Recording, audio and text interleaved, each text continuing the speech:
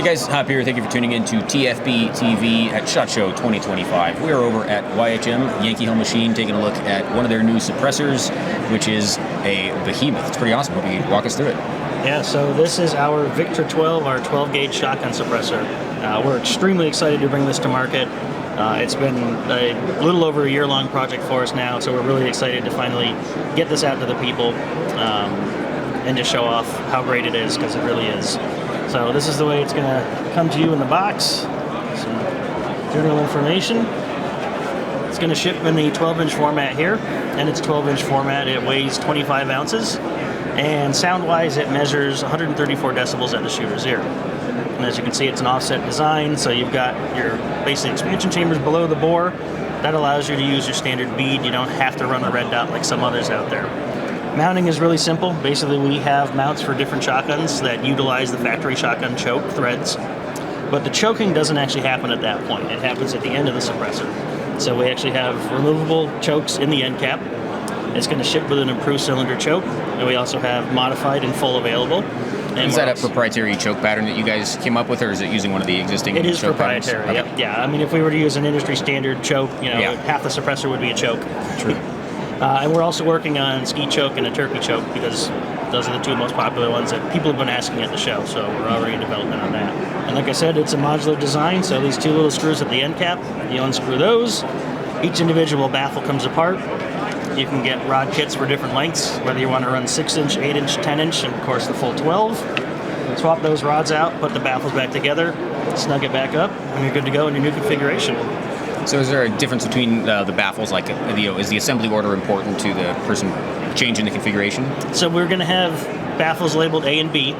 A is basically got a longer funnel to it with more guidance, and B is going to be a shorter funnel with less guidance.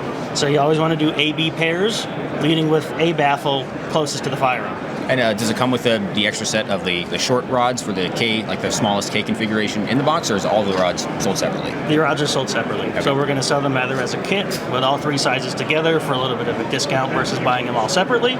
Or if you know you only want to run it in the 6-inch configuration, you can just buy the 6-inch rod, and then you don't have an 8 and a 10 laying around you have no use for. And you got some spare baffles hanging out in the box, just if you ever need them. And then likewise with the chokes, you can buy the full choke set, or you can buy the individual choke that you desire.